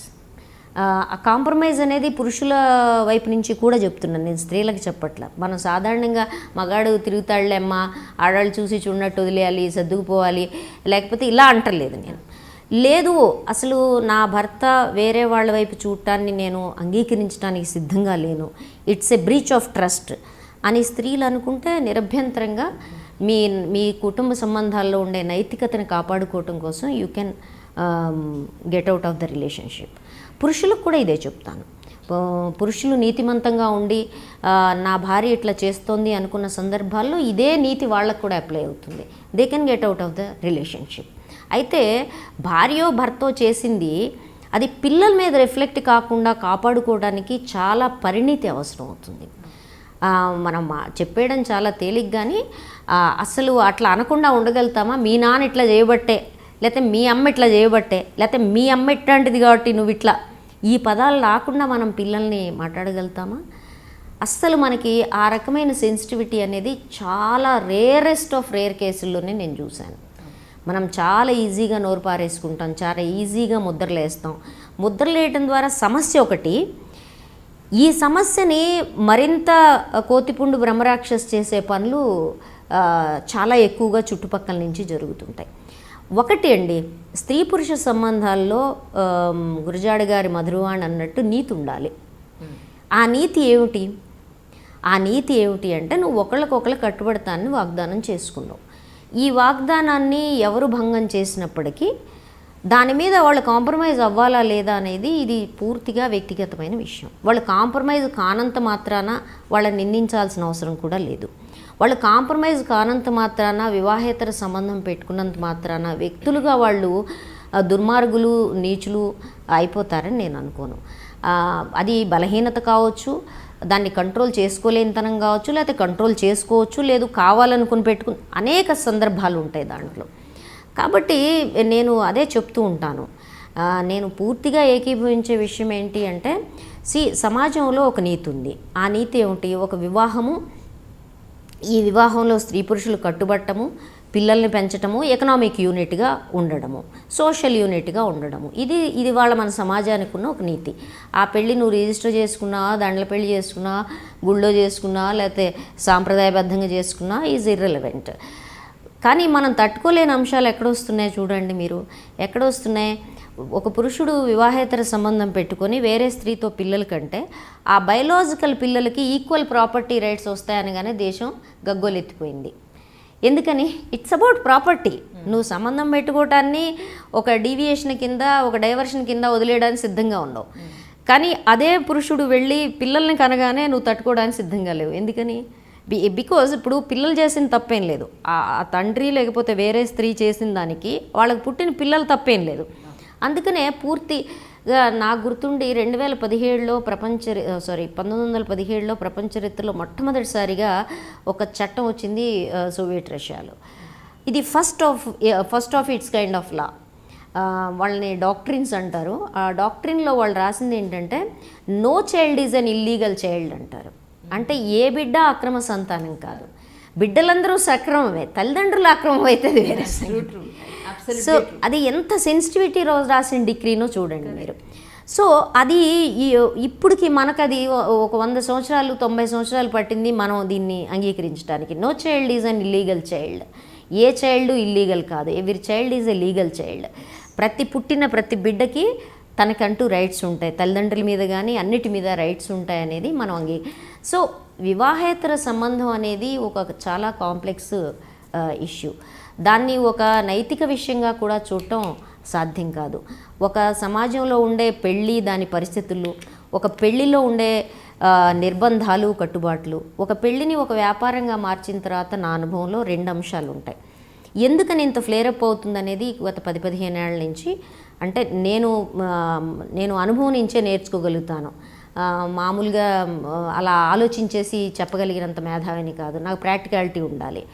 సో నా ప్రాక్టికాలిటీలో నేను సుదీర్ఘంగా చూసి ఆలోచించి నేను నేర్చుకున్న విషయం ఏంటి అంటే, ఒకటి, పెళ్ళిలో ఎంత నిర్బంధం ఉంటాయి అంటే, నీ పెళ్ళి ఒక కట్నం కోసం, కులం కోసం, మతం కోసం, సాంప్రదాయం కోసం, జ్యోతిష్ జాతకం కోసం చేసుకున్నప్పుడు వివాహేతర సంబంధాలు, స్త్రీ పురుషుల మధ్య సంబంధం ఏదైతే ఉందో అది ఏ రకమైనగా అయినా కొన్ని నిర్బంధాలకి, కొన్ని ఒత్తిడులకి వల్ల ఏర్పడితే దాంట్లో స్ట్రే అవడానికి, అంటే బయట వైపు చూపులు సారించడానికి ఎక్కువ అవకాశం ఉంటుంది. ఒకటి. రెండోది, ఆ సమాజంలో స్త్రీ పురుష సంబంధాల మధ్య ఉండే అవగాహన స్థాయి, ముఖ్యంగా లైంగిక విద్య ఏదైతే ఉందో ఇది ఏ రకమైన స్థాయిలో ఉంది అనే దాని మీద కూడా ఇవి ఆధారపడతాయి. 2. మూడోది, ఇద్దరు స్త్రీ పురుషుల మధ్య ఉండే అసమాన సంబంధాలు ఎంతవరకు సమాన సంబంధాలుగా మారితే ఈ వివాహేతర సంబంధాలు పెట్టుకోవడం అంత తగ్గుతుంది. తర్వాత విషయం ఏంటి అంటే, స్త్రీ పురుషులకి సంబంధించిన విషయాల పట్ల సమాజం ఎట్లా చూస్తోంది, యాక్సెప్టెన్స్ లెవెల్స్ ఎట్లా ఉన్నాయి అనేది కూడా ఒక ప్రధానమైన ఇష్యూగా ఉంటుంది. ఈ వివాహేతర సంబంధాల వల్ల నలిగిపోయేవాళ్ళు, బాధపడేవాళ్ళు, భయపడేవాళ్ళు పిల్లలు ఉంటారు. కుటుంబంలో ఎవరైతే అదర్ స్పౌజ్ ఉంటారో వాళ్ళు కూడా ఉంటారు. వాళ్ళ డెప్త్స్ని, లేకపోతే ఆ సంబంధం పెట్టుకున్న వ్యక్తికి సంబంధించిన విషయాన్ని మనం వ్యక్తిగతంగానూ చూడాలి, సామాజికంగా కూడా చూడాల్సి ఉంటుంది.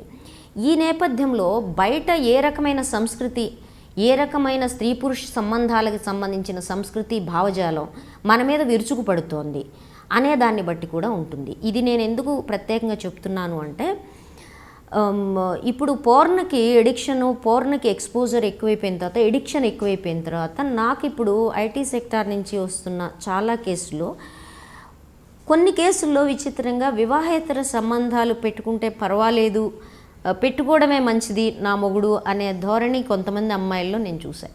ఎందుకని కారణం ఏంటి అంటే, ఆ పోర్న్ ఎడిక్షన్ నుంచి ఇతను ఈమె మీద చేయదలుచుకున్న ప్రయోగాలకి ఆమె సిద్ధంగా లేదు. ఎందుకంటే నేను ఇందాక సెక్స్ సంస్కృతి అన్నాను కదా, దాంట్లోనూ లైంగిక విద్యలోనూ మనం వాళ్ళని స్త్రీ పురుష సంబంధాల్లో ఇలాగే ఉండాలి అనేది ఏం రూల్ లేదమ్మా, వాట్ ఎవర్ యూ లైక్ అనే ఫ్లెక్సిబిలిటీ ఉంటుంది అనే విషయాన్ని మనం నేర్పట్లేదు. కాబట్టి వీళ్ళు చాలా ఇబ్బంది, కష్టంగా కూడా ఫీల్ అవుతారు. దానివల్ల ఓకే, నాకు మిగిలిన అన్ని విషయాల్లో ఓకే, కానీ ఈ పర్టికులర్ ఎడిక్షను లేకపోతే ఈ particular way of doing it I don't like it అనుకున్నప్పుడు వాళ్ళు ఏం చేస్తున్నారంటే, okay if you are like that it's okay అనుకుంటున్నారు. ఇట్స్ ఓకే అనుకున్నప్పుడు అది సమస్య కాదు, but still it is a problem. అంటే వీళ్ళకి ఇన్సెక్యూరిటీస్ పెరుగుతుంటాయి. Whether it is right or wrong, నేను ఇట్లా ప్రవర్తించడం అవునా కాదా, ఇతను ఆమె వైపు కంప్లీట్ వెళ్ళిపోతాడేమో, ఇలాంటి అనేక భయాలు వెంటాడడం వల్ల వస్తారు. అంటే వీళ్ళే ఒప్పుకున్నారు కదా మీ దగ్గరికి ఎందుకు వచ్చారు అంటే, ఇందుకు వస్తారు. What to do about it. కొన్ని సందర్భాల్లో అసలు ఆ రకమైన ప్రవర్తన అనేది అసలు అది ఒక పర్వర్షను, అది ఒక వికృతము అని భయపడిపోయిన వాళ్ళు కూడా చాలామంది ఉన్నారు. అట్లాగే నిజంగానే భయపెట్టిచ్చేసే కేసులు చేసి తను దీనికి ఒప్పుకోవట్లేదు కాబట్టి నేను ఇట్లా ఉన్నానని చెప్పే కేసులు నా దగ్గర చాలా ఉన్నాయి. నా భార్యకండి ఇవన్నీ ఒప్పుకోదండి, ఆమె చాలా అదండి, అందుకని నాకు తప్పలేదు, నేనేం చేస్తాను అని అదొక వంక చెప్పుకునే కేసులు కూడా ఉన్నాయి. కాబట్టి ఏ రకమైన ఈ రకమైన లైంగిక సంబంధాల ఏమంటారు, అది ఉప్పెన ఏదైతే ఉందో మీడియా నుంచి మన మీద విరుచుకుపడుతుందో, ఇది కేవలం స్త్రీ పురుషులు పెళ్ళైన తర్వాత వాళ్ళ మీదే పనిచేస్తుంది అనుకోకండి. చిన్నప్పటి నుంచి వాటికి అలవాటు పడుతున్నారు, చూస్తున్నారు. దాని రిఫ్లెక్షను వివాహం కాగానే పడుతుంది, వివాహం కంటిన్యూషన్ అప్పుడు పడుతుంది. ఈవెన్ మిడిల్ క్లాస్ మీద కూడా, మిడిల్ ఏజ్డ్ వాళ్ళ మీద కూడా చాలా ఎక్కువగా ఉంటుంది. కాబట్టి వీటన్నిటినీ కొట్టే తెచ్చేలాగా 3 విషయాల్లో కానీ కేవలం ఒక లీగల్ పర్స్పెక్టివ్ నుంచో, ఒక సోషల్ పర్స్పెక్టివ్ నుంచో కూడా మనం కంక్లూడ్ చేయటం అనేది సాధ్యం కాదు. అట్లనే జనరలైజ్ చేయటం కూడా సాధ్యం కాదు అనేది. ఒకటే విషయం ఏంటంటే, అమల్లో ఉండే నీతి సంబంధాల్లోనూ, సామాజిక సంబంధాల్లోనూ ఇమడలేని వాళ్ళు ఎవరైతే ఉన్నారో, లేము అనుకుంటున్న వాళ్ళు ఎవరైతే ఉన్నారో, లేదు ఇమ్మడలేనంత ఇతర ఆకర్షణలు ఏవైతే వాళ్ళకి ఏర్పడుతున్నాయో వాళ్ళందరికీ మనం చెప్పేది ఒకటే, మీ మిగిలిన సంబంధాల్లో మీరు మిగిలిన వాళ్ళని హింసించకుండా, మిగిలిన వాళ్ళని ఇబ్బంది పెట్టకుండా, మిగిలిన వాళ్ళ మీద ఒత్తిళ్లకు గురి చేయకుండా మీరు వీటిని ఎట్లా నిర్వహించుకోగలుగుతారు?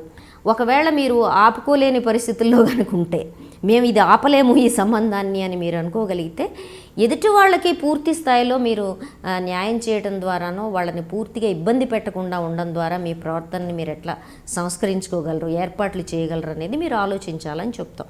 ఇది జనరల్గా మాట్లాడేటప్పుడు చెప్పే విషయాలే వాళ్ళతోటి. నిజంగా అండి, సచ్ ఏ హ్యూజ్ సబ్జెక్ట్. నిజం చెప్పాలంటే మీరు చాలా చాలా వివరంగా డీటెయిల్డ్గా చెప్పారు. ఏది ఏమైనప్పటికీ ఈ వివాహేతర సంబంధాలు మన సమాజంలో అట్లీస్ట్ తగ్గుముఖం పట్టాలని ఐ డ్రీమ్ ముఖం అది ఇప్పుడు సాధ్యం కాదు. ఇవి పెరుగుతున్నాయి, ఇవి పెరుగుతాయి అనేది నా అంచనా.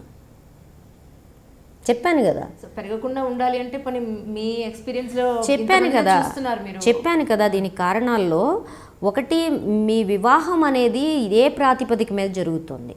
స్త్రీ పురుషుల యొక్క ఆకర్షణ, ప్రేమ ప్రాతిపదిక మీద వివాహ సంబంధాలు జరిగినప్పుడు మీకు పరస్పర విశ్వాసం ఒకటే కాదు, విడిపోయేటప్పుడు కూడా ట్రాన్స్పరెన్సీ ఎక్కువ ఉండే అవకాశం ఉంటుంది. అట్లా లేనప్పుడు ఇది ఎక్కువగా ఉంటుంది. దాపరికాలు, హిపోక్రసీ, తిరస్కరించటాలు, ఇది జరగట్లేదు అని నిరాకరించటాలు అనేవి ఎక్కువగా ఉంటాయి. తరువాత డిపెండెన్సీ, కుటుంబంలో ఎవరి మీద ఎవరు డిపెండ్ అయ్యి ఉంటున్నారు అనే దాన్ని బట్టి కూడా ఈ దాపరికం ఎంత పెరిగి అవతల వ్యక్తి సంబంధాన్ని మనం నిరాకరిస్తున్నామో అంత ఎక్కువగా ఇబ్బందులు, కష్టాలు, కోపాలు, టెన్షన్స్, ఇవన్నీ యాంగ్జైటీస్ కుటుంబాల్లో ఉంటూ ఉంటాయి. దాంతోపాటు ఇప్పుడు ఎకనామిక్గా అసలు మనం ఏం చెప్తున్నాము? మన సమాజంలో ఒక బలమైన నీతి ఉందా? నీతి ఉండటానికి ఆస్కారం ఉందా? సమాజంలో నీతి అనేది స్త్రీ పురుష సంబంధాల్లో పవిత్రతకు సంబంధించిన నీతిగానో, విశ్వాసానికి సంబంధించిన నీతిగానో ఉండగలుగుతుందా అంటే నేను అనుకోనది. సమాజంలో ఓవరాల్గా ఉండే నైతికత ఏమిటది? లంచాలు తీసుకోవటం, లేకపోతే పార్టీలు మారడం, లేకపోతే నోటుకొచ్చిందంతా మాట్లాడడం వంటి దగ్గర మొదలు పెడితే, హ్యూజ్ కార్పొరేషన్ అవినీతి దగ్గర మొదలు పెడితే, డబ్బు సంపాదించటమే ఒక నీతిగా మారిపోయిన సమాజంలో మిగిలిన సార్వజనీన విలువలకి, ఒక వ్యక్తి పట్ల కమిట్మెంట్కి, ఒక వ్యక్తి పట్ల ప్రేమ, విశ్వాసంగా ఉండడానికి సంబంధించిన నీతి మనగలుగుతుందా? అంటే మిగిలిన అన్ని రంగాల్లో నేను అవినీతి చేస్తానండి, కానీ స్త్రీ పురుష సంబంధాల విషయంలో నీతిగా ఉంటానండి అనడం సాధ్యమవుతుందా? అనుకోను నేను. ఇది మాత్రమే అవినీతి కాదు. అవినీతి వచ్చినప్పుడు నైతికత అనేది కుటుంబ సంబంధాల్లో భ్రష్టం అవటానికి జనరల్గా ఉండే అనైతికత కూడా కారణం అవుతుంది. కాబట్టే నేను అనుకుంటున్నాను ఈ అనైతికత పెరుగుతోంది కానీ తగ్గట్లేదు. అది పెరుగుతున్నంతకాలం ఇది కూడా పెరుగుతుంది. రెండోది, మానవ సంబంధాల్లో హింస ఒక ఫినామినాగా, ఒక లక్షణంగా వచ్చేసింది. వాళ్ళ మాటల్లో వచ్చింది, చేతల్లో వచ్చింది, అన్ని విషయాల్లో వచ్చింది. వచ్చినప్పుడు లైంగిక సంబంధాల విషయంలో ఆ హింస కానీ, లేకపోతే ఆ పక్కదారి డీవియేషను పట్టే విషయం కానీ లేకుండా ఉంటుందా అంటే ఉండదు. ఈ ట్రెండ్ పెరుగుతుందంటే ప్రపంచంలో పెరుగుతున్నప్పుడు కాదండి ఇవన్నీ తగ్గుతాయని ఆశిద్దాము అనడం అది అవాస్తవికంగా, ఆచరణాత్మకంగా అందిగా ఉంటుంది. ఇప్పుడు అలా ఆశించకండి, ఇలా జరుగుతోందండి, దీన్ని ఎట్లా మేనేజ్ చేయాలి, దట్ ఈజ్ ప్రాక్టికాలిటీ. ఎట్లా మేనేజ్ చేయాలి. దాంతోపాటే మన పిల్లలకి ఒక బలమైన నీతిని ఎట్లా బోధించాలి. వ్యక్తిగత మొత్తం ప్రపంచం మొత్తం ఇట్లా దరిద్రంగా తయారైనప్పుడు నువ్వు నిలబడడం ఎట్లారా ఈ ఓపెన్లో? తడవకుండా ఉంటావా? తడిచినా నిన్ను కాపాడుకోవడం ఎట్లాగా? అది చాలా క్లిష్టమైన విషయం. నిజమండి, it's a great point really. Actually మీరు స్టార్టింగ్ నుంచి ఎండింగ్ వరకు చెప్పిన దాంట్లో ప్రతిదీ ఒక్కొక్క సబ్జెక్ట్ లాగా తీసుకుని డిస్కస్ చేసినా కూడా మనకి చాలా పెద్ద సబ్జెక్ట్ అవుతుంది. అందుకే నేను చాలా ఒక చిన్న పాయింట్ మాత్రమే తీసుకుని ఏమంటారు అందులోనే మనకి బోర్డంతో సబ్జెక్ట్ వచ్చింది. Really such a wonderful information Dev గారు. Thank you so much really. Hi, this is Isha Chavla. This is Manara Chopra. Hi, this is Kartikeya. నేను director తేజాని. Press the bell icon for more updates. For more such videos, please subscribe to iDream. For more videos, please subscribe to iDreams. For more videos, Please subscribe to iDream. And you're watching iDream Media. Please like, share and subscribe to the channel. And don't forget to subscribe to iDream. Please subscribe iDream Media. Do subscribe to iDream. Subscribe to iDream Media. Do subscribe to iDream Media. Don't forget to subscribe. Click on the button below. Don't forget to subscribe to iDream.